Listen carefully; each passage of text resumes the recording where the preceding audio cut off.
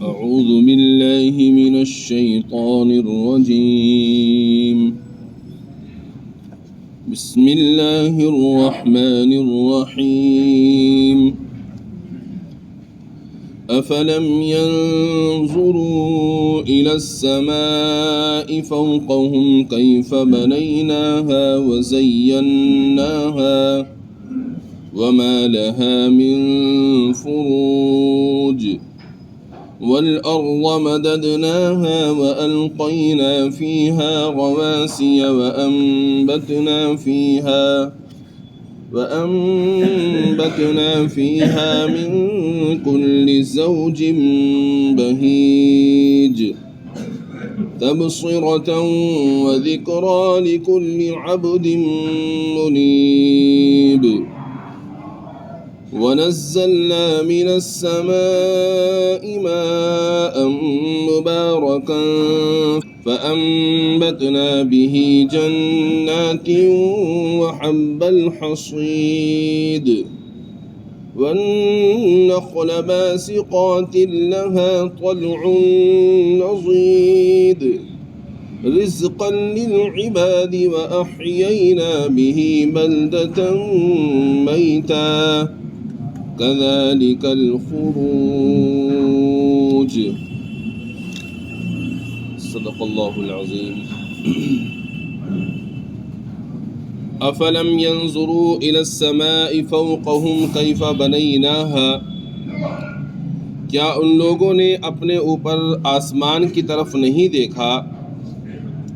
وزیناها وما لها من فروج، ہم نے اس کو کیسا بنایا ہے اور اس کو مزین کیا ہے اور اس میں کوئی شگاف نہیں ہے. آج جو آیات مبارکہ تلاوت کی گئی ہیں یہ سورہ قاف کی آیات مبارکہ ہیں. ان آیات مبارکہ میں اللہ تبارک و تعالی نے اپنی قدرت کی 3 نشانیاں ذکر فرمائی ہیں، اور ان 3 نشانیوں کو ذکر فرما کر ان نشانیوں سے بعث بعد الموت یعنی مرنے کے بعد دوبارہ زندہ ہونے پر استدلال فرمایا ہے. جیسا کہ پچھلی آیات میں آپ حضرات نے سماعت فرمایا کہ مشرکین مکہ آخرت کے منکر ہیں. ان کا کہنا تھا کہ جب انسان مر جائے گا اور مرنے کے بعد وہ مٹی میں مل جائے گا اور مٹی اس کے جسم کے تمام اجزاء کو کھا لے گی تو اس کو دوبارہ زندہ نہیں کیا جائے گا، اور یہ دوبارہ زندہ کرنا ناممکن ہے. تو اللہ تبارک و تعالی نے اپنی قدرت کی 3 نشانیاں ذکر فرما کر ان سے استدلال فرمایا کہ اللہ تبارک و تعالی کے لیے انسانوں کے مرنے کے بعد اس کے جسم کے اجزاء کو مٹی میں مل جانے کے بعد دوبارہ زندہ کرنا بہت آسان ہے، اللہ تعالیٰ کے لیے کوئی مشکل نہیں ہے. چنانچہ سب سے پہلے اللہ تبارک و تعالیٰ نے اپنے نشانی کا ان آیات میں ذکر فرمایا کہ وہ آسمان ہے. افلم ينظروا الى السماء فوقهم كيف بنيناها، کیا ان لوگوں نے یعنی جو لوگ مرنے کے بعد دوبارہ زندہ کیے جانے کے منکر ہیں، انکار کرتے ہیں، ان لوگوں نے اپنے اوپر آسمان کی طرف نہیں دیکھا کہ ہم نے اس کو کیسے بنایا ہے؟ اللہ تبارک و تعالی نے آسمان کو کتنا عظیم الشان گنبد کی شکل میں بنایا ہے کہ جہاں تک انسان کی نگاہ جاتی ہے وہاں تک اس کو آسمان ہی آسمان نظر آتا ہے،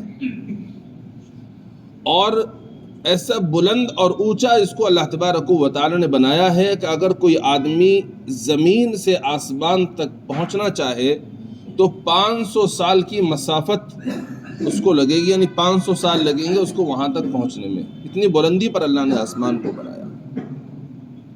اور آسمان کوئی آج سے نہیں ہے، لاکھوں سال ہو گئے ہیں آسمان کو بنے ہوئے، لیکن لاکھوں سال ہونے کے بعد بھی آسمان کے اندر ذرہ برابر بھی کوئی شگاف نہیں پڑا.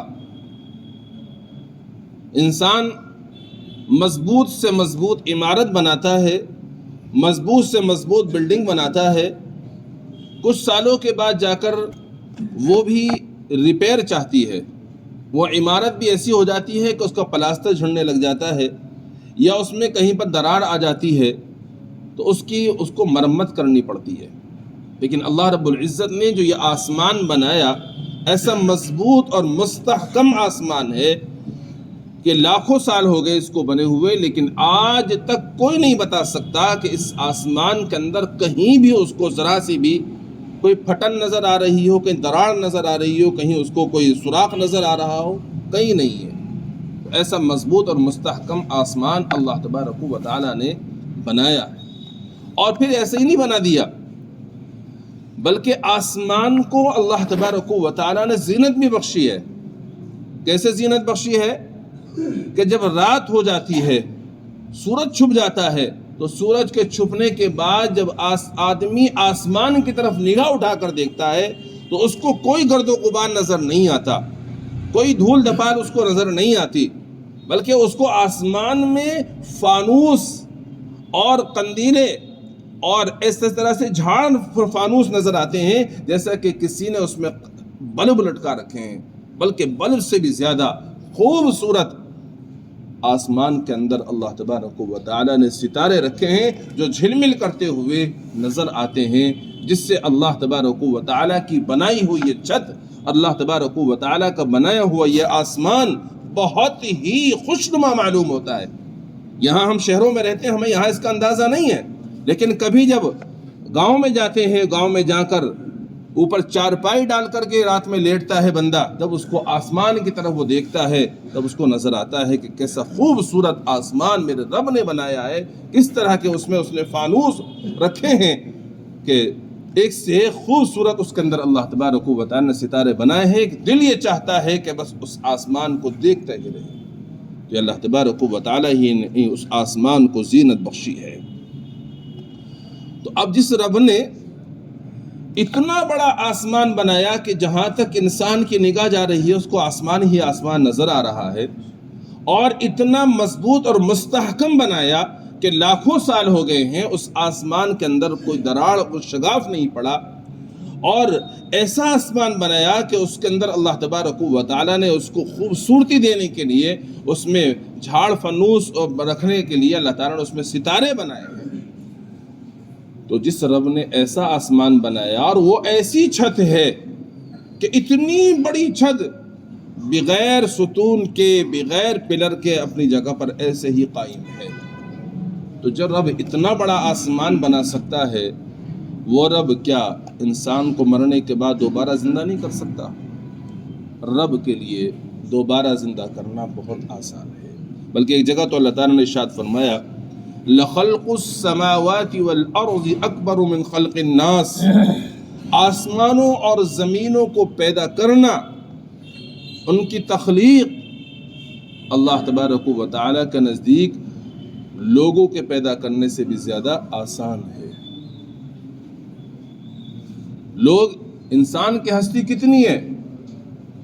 چھوٹی سی ہے، انسان تو بہت چھوٹا سا ہے، 6 فٹ کا 7 فٹ کا انسان ہوتا ہے۔ جب اللہ تبارک و تعالیٰ کے لیے اتنا بڑا آسمان بنانا کوئی مشکل نہیں ہے، تو ایک چھوٹا سا انسان اگر یہ مر جائے گا تو مرنے کے بعد دوبارہ زندہ کرنا اللہ تبارک و تعالیٰ کے لیے کیا مشکل ہے؟ کوئی مشکل نہیں، بہت آسان ہے۔ تو اللہ تبارک و تعالیٰ نے ارشاد فرمایا افلم ينظروا الى السماء فوقهم كيف بنيناها وزيناها وما لها من فروج، کیا ان لوگوں نے یعنی منکرین بعث بعد الموت نے اپنے اوپر آسمان کی طرف نہیں دیکھا؟ اوپر جو چھت نظر آ رہی ہے وہی پہلا آسمان ہے، زمین سے اس کا فاصلہ 500 سال کی زمین کو چھوتے ہوئے محسوس ہوتے ہیں، اور پہلے آسمان سے نیچے نظام شمسی ہے، تمام ستارے اور سیارے اس نظام میں گردش کر رہے ہیں۔ فرمایا ہم نے اس کو کیسا بنایا، یعنی نہایت بلند، وسیع یعنی چوڑا، مضبوط اور مستحکم، بغیر ستون کے قائم ہے، اور اس کو ستاروں سے مزین فرمایا، اور اس میں کوئی شگاف نہیں ہے، حالانکہ چھت پرانی ہو جاتی ہے تو اس میں درار پڑ جاتی ہے۔ تو پہلی نشانی آسمان کی ذکر فرمائی۔ دوسری قدرت کی نشانی فرمایا والارض مددناها والقینا فیہا رواسی وانبتنا فیہا من کل زوج بہیج، اور زمین کو ہم نے پھیلایا ہے، یعنی ہم نے زمین کو نہایت ہی وسیع اور چوڑا بنایا ہے، جس سے وہ بچھا ہوا فرش محسوس ہوتی ہے، ایسا محسوس ہوتا ہے جیسے فرش بچھا دیا گیا، اور اس میں پہاڑوں کو جمایا، ان کی میخیں گاڑ دیں تاکہ وہ ہلے نہ، حرکت نہ کرے، اور ہم نے اس میں ہر خوش نما قسم اگائی، اور اس طرح انسانوں کی معیشت کا انتظام کیا۔ تو اللہ تعالیٰ اب زمین کا ذکر فرماتے ہیں کہ اللہ تبارک و تعالیٰ فرماتے ہیں والارض مددناها، اور زمین کو ہم نے پھیلایا، زمین کو اللہ تبارک و تعالیٰ نے پھیلا دیا ہے، اس کو اللہ تبارک و تعالیٰ نے بہت ہی چوڑا پھیلایا، جہاں تک نگاہ جا رہی ہے زمین ہی زمین نظر آتی ہے بندے کو، اور زمین جو اللہ تبارک و تعالیٰ نے بنائی ہے نہ تو بہت زیادہ نرم ہے کہ انسان اور جانور اس کے اندر دھس جائے، اور نہ ہی بہت زیادہ سخت ہے کہ انسان اس زمین سے اپنی ضروریات پوری نہ کر سکے، بلکہ اللہ تعالیٰ نے معتدل بنایا کہ آرام سے اس پہ چلتا پھرتا بھی ہے، اور اسی سرزمین سے انسان اپنی تمام ضروریات بھی پورا کرتا ہے۔ چنانچہ جب اس کو عمارت بنانے کی ضرورت پیش آتی ہے تو اس کو کھود کر اس کے نیچے بنیادیں رکھتا ہے، اور جب انسان کو کھیتی کرنے کی ضرورت پیش آتی ہے تو اسی زمین میں ہل چلا کر اس میں بیج بو دیتا ہے۔ اگر یہ زمین سخت ہوتی تو کس طرح سے اس کو انسان کھود کر کے اس میں اپنے بیج بوتا، اور اگر یہ زمین سخت ہوتی تو کس طرح سے انسان اپنی عمارتوں کی بنیادیں زمین کو کھود کر اس میں رکھتا۔ تو اللہ تبارک و تعالیٰ نے زمین اس طرح سے بنائی ہے، نہ تو بہت زیادہ نرم ہے کہ اس انسان اور جانور اس میں دھس جائیں، اور نہ ہی بہت زیادہ سخت ہے کہ انسانوں اور جانوروں کے لیے اپنی ضروریات زمین سے پورا کرنا مشکل ہو جائے۔ اللہ تبارک و تعالیٰ نے اس طرح کی زمین بنائی ہے، اور پھر زمین بنا کر یوں ہی نہیں چھوڑ دیا، بلکہ زمین کو بنا کر اللہ تبارک و تعالیٰ نے اس میں پہاڑ رکھے ہیں، اور یہ پہاڑ میخوں کی طرح، کیلوں کی طرح گاڑ دیے گئے۔ اگر اس میں پہاڑ نہ بناتے اللہ تبارک و تعالیٰ تو یہ زمین حرکت کرتی، اور زمین جب ہلتی رہتی، حرکت کرتی رہتی، تو انسانوں کے لیے، جانوروں کے لیے اس میں زندگی گزارنا مشکل ہو جاتا۔ تو اللہ تبارک و تعالیٰ نے زمین کو بنانے کے بعد میں اس کے اندر پہاڑ بنائے، پہاڑوں کو گاڑ دیا اس طرح سے جیسا کہ کیلیں گاڑی جاتی ہیں، تاکہ یہ زمین کا توازن برقرار رہے اور زمین حرکت نہ کرے، ڈاؤن ڈول نہ ہو۔ جیسا کہ کشتی ہوتی ہے، کشتی جب دریا میں چل رہی ہوتی ہے تو اگر اس میں ایک جانب زیادہ وزن ہو جائے تو دوسری جانب اس کی اٹھنے لگتی ہے، تو زمین کشتی حرکت کرتی ہے۔ تو ملاح کیا کہتا ہے؟ ملاح کہتا ہے کہ بس اس کی دونوں سائڈیں برابر وزن کرو، کچھ لوگ ادھر بیٹھ جاؤ، کچھ ادھر بیٹھ جاؤ، تاکہ اس کا توازن برقرار رہے، پھر کشتی آرام سے چلے گی۔ تو رب تعالیٰ نے بھی یہ زمین اسی طرح سے ہمارے لیے متوازن بنائی، یعنی بالکل اس طرح کی بنائی ہے کہ زمین ڈاؤن ڈول نہیں ہوتی ہے، حرکت نہیں کرتی ہے۔ اللہ تعالیٰ نے اس کے اندر پہاڑوں کو گاڑ کر کیلوں کی طرح سے اس کو بالکل ایک جگہ جما دیا ہے، یہ حرکت نہیں کرتی۔ آپ ذرا غور کریں کہ اگر اللہ تبارک و تعالیٰ اس زمینوں میں پہاڑوں کو نہ گاڑتے اور زمین حرکت کرتی تو انسان کس طرح زندگی گزارتا؟ کہ آج ذرا سا زلزلہ آ جاتا ہے، ذرا سی سیکنڈ کی حرکت ہوتی ہے تو ہر چیز اوندھے منہ گرنی شروع ہو جاتی ہے، کھڑا ہونا انسان کا دوبر ہو جاتا ہے۔ تو اگر ساری زندگی اللہ تبارک و تعالیٰ اسی طرح گزارنے کے لیے کہہ دیتے کہ بھئی جو ہم نے زمین بنائی ہے اس میں پہاڑ نہیں ہے، تمہیں اس میں حرکت ہوگی، تو کس طرح انسان زندگی گزارتا؟ تو یہ اللہ تبارک و تعالیٰ کا ہمارے اوپر انعام عظیم ہے کہ اللہ تعالیٰ نے زمین بنا کر اس کو پھیلا دیا، اس کو بچھونا بنا دیا ہمارے لیے، اور پھر وہ حرکت نہ کرے اس کے لیے اللہ تعالیٰ نے اس میں پہاڑوں کو گاڑ دیا تاکہ زمین اپنی جگہ پر سکون اور قرار کے ساتھ میں رہے۔ پھر فرمایا اور ہم نے اس میں ہر خوشنما قسم اگائی، اور اس طرح سے انسانوں کی معیشت کا انتظام کیا ہے اللہ تبارک و تعالیٰ نے۔ آپ دیکھیں پہاڑوں پر کیسی کیسی چیزیں اللہ تبارک و تعالیٰ نے رکھی ہیں۔ پہاڑوں میں کوئلہ بھی ملے گا آپ کو، پہاڑوں میں ایسے ایسے پتھر ملیں گے جن پتھروں سے انسان اپنے گھروں میں بچھا کر اپنے گھروں کو زینت بخشتا ہے۔ یہ پتھر کہاں سے آ رہے ہیں؟ پتھر سب پہاڑوں سے ہی تو آتے ہیں۔ کوئلہ بھی پہاڑوں سے ہے، پتھر بھی پہاڑوں سے ہیں، اور اس کے علاوہ جڑی بوٹیاں ہوتی ہیں وہ پہاڑوں پر ہوتی ہیں، مضبوط درخت ہوتے ہیں جس کے ذریعے سے انسان اپنے گھروں کے دروازے اور چوکھٹے وغیرہ بناتا ہے، وہ سب بھی مضبوط درخت بھی پہاڑوں کے اوپر اللہ تبارک و تعالیٰ اگاتے ہیں۔ تو انسانوں کی معیشت کا انتظام اللہ تعالیٰ نے فرمایا۔ تو جو رب اس طرح سے زمین کو بنا کر پھیلا سکتا ہے اور زمین کے اوپر تاکہ وہ حرکت نہ کرے پہاڑوں کو جما سکتا ہے، تو کیا وہ رب انسان کی جو چھوٹی سی ہستی ہے اس کو دوبارہ زندہ نہیں کر سکتا؟ اللہ تعالیٰ کے لیے دوبارہ زندہ کرنا بہت آسان ہے۔ تیسری فرمایا تبصرۃ و ذکریٰ لکل عبد منیب، زمین کو ہم نے ایسا بنایا ہر رجوع ہونے والے بندے کی بینائی اور دانائی کے لیے، تاکہ وہ ربوبیت سے الوہیت پر استدلال کرے اور ایک اللہ سے لو لگائے۔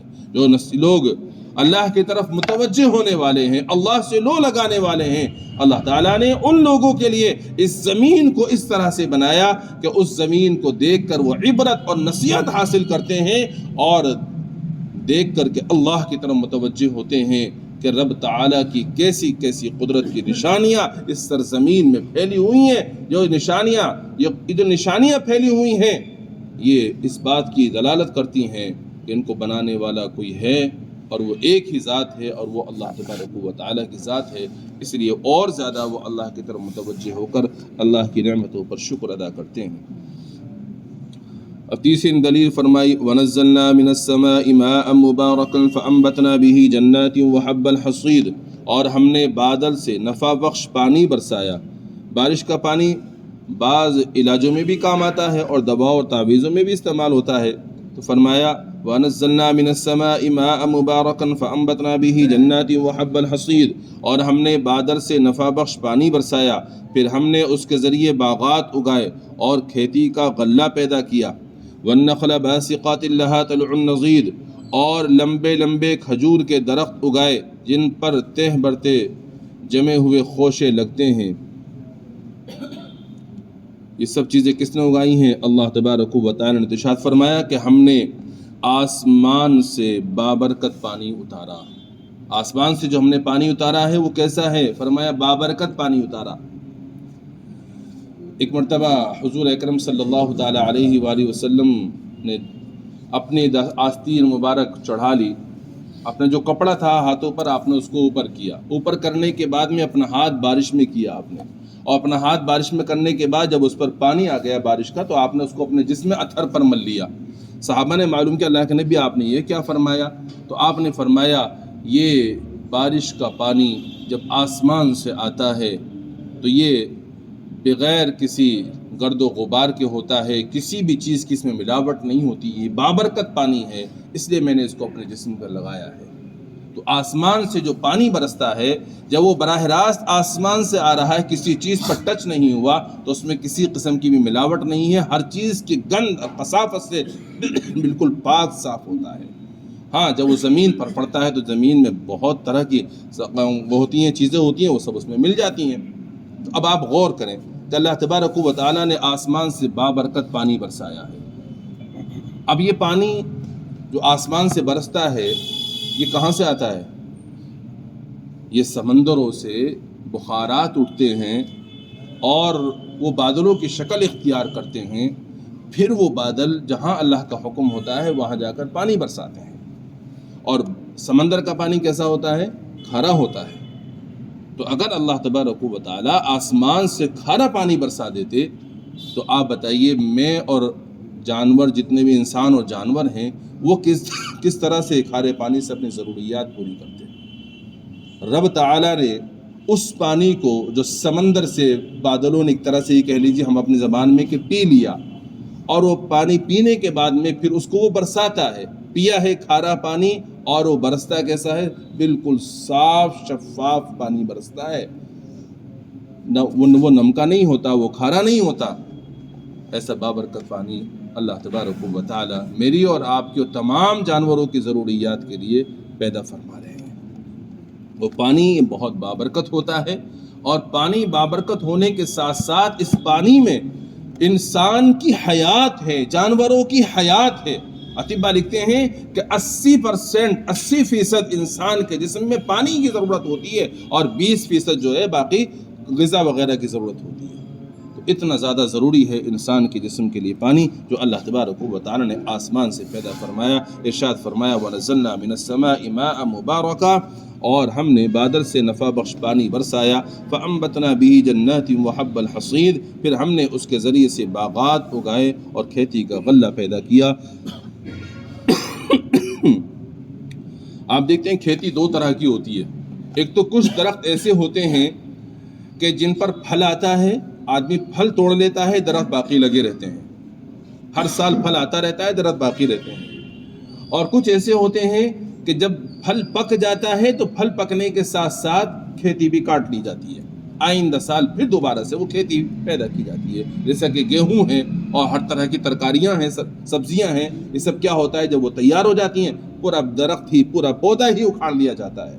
تو یہ اللہ کی شان ہے، کچھ درختوں کو وہ باقی رکھتا ہے، پھل سے آدمی فائدہ اٹھا لیتا ہے، اور کچھ ایسے ہیں کہ ان پہ جب پھل آ جاتا ہے پھل کے ساتھ ساتھ کھیتی کو بھی کاٹ لیا جاتا ہے. یہ سب قدرت کی نشانیاں ہیں.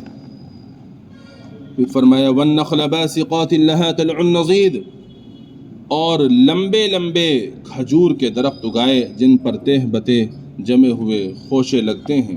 قرآن کریم نے ان نعمتوں کا تفصیل سے ذکر فرمایا ہے جن سے قرآن کے پہلے مخاطب واقف تھے، یعنی مکہ مکرمہ کے رہنے والے لوگ اس سے واقف تھے. خاص طور پر نعمتوں کا ذکر فرمایا.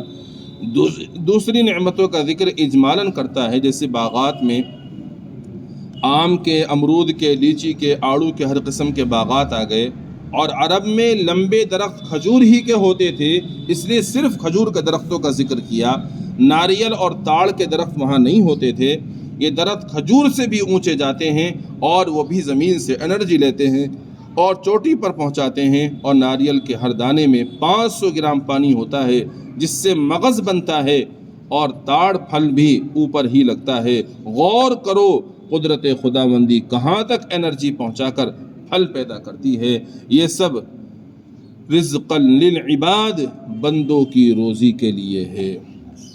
وَأَحْيَيْنَا بِهِ بَلْدَةً مَيْتًا كَذَلِكَ الْخُرُوجُ، اس کے علاوہ اور ہم نے اس بارش کے ذریعے مردہ زمین کو زندہ کیا، اسی طرح زمین سے نکلنا ہوگا. زمین سوکھ جاتی ہے، اس پر کوئی چیز نہیں اگتی ہے، تو وہ زمین اب مردہ کی طرح ہے، جیسے مردہ ہو جاتی ہے. پھر اللہ تعالیٰ نے آسمان سے بارش برسائی، بارش برسنے کے بعد میں اس زمین میں ہریالی اگاتی ہے، تو یہ گویا کہ زمین دوبارہ زندہ ہو گئی. تو جس رب نے اس زمین کے مردہ ہو جانے کے بعد اس کو زندگی بخشی، تو انسان جب مر جائے گا تو انسان کو کیا دوبارہ زندہ نہیں کر سکتا؟ میرے رب کے لیے بہت آسان ہے دوبارہ زندہ کرنا، کوئی مشکل نہیں ہے. تو اللہ تعالیٰ نے 3 قدرت کی نشانیاں ذکر فرمائیں، اور قدرت کی نشانیاں ذکر فرمانے کے ساتھ ساتھ اللہ تعالیٰ نے ان سے مرنے کے بعد دوبارہ زندہ ہونے پر استدلال فرمایا ہے کہ اللہ تبارک و تعالیٰ کے لیے انسانوں کے مرنے کے بعد دوبارہ زندہ کرنا کوئی مشکل نہیں ہے، بہت آسان ہے. اور جس طرح سے زمین پر جب بارش برستی ہے زمین سے اپنی ہر چیز کو باہر نکال دیتی ہے، اگ آتی ہے، اسی طرح کل قیامت کے دن بھی اللہ تبارک و تعالی بارش برسائیں گے، اور اس بارش کے برسنے کے بعد میں جتنے بھی مردے زمین میں مدفون ہوں گے وہ سارے مردے زمین سے نکل آئیں گے، اس طرح سے جیسا کہ درخت زمین سے نکل آتا ہے. اب آپ کہیں گے کہ یہ اب کیوں نہیں نکل رہے؟ بارش تو اب بھی ہو رہی ہے، قبرستانوں میں بھی بارش ہوتی ہے، سارے مردے سوئے پڑے ہیں، کوئی مردہ باہر نہیں آ رہا. تو بھائی یہ اللہ کی مرضی ہے، وہ جب چاہے جب نکالے. ابھی اللہ کا حکم نہیں ہے کہ بارش سے مردہ زمین سے نکلیں، اس وقت اللہ کا حکم ہوگا تو اس بارش سے زمین سے مردے نکل کر کھڑے ہو جائیں گے. اللہ تعالیٰ سے دعا ہے اپنا فضل فرما کر ہم سب کو عمل کی توفیق مرحمت فرمائے، اور مرنے کے بعد دوبارہ زندہ ہونے پر ہم اہل ایمان کا تو یقین ہے، بس اللہ تعالیٰ ہمیں اس کا استحضار نصیب فرما دے، ہر وقت ہمیں اس کو یاد رکھنے کی توفیق مرحمت. سبحان اللہ بحمدہ، سبحانک اللہم بحمدک، ونشہد ان لا الہ الا انت، استغفرک ونتوب الیک. سبحان ربک رب العزة عما یصفون، وسلام علی المرسلین، والحمد للہ رب العالمین.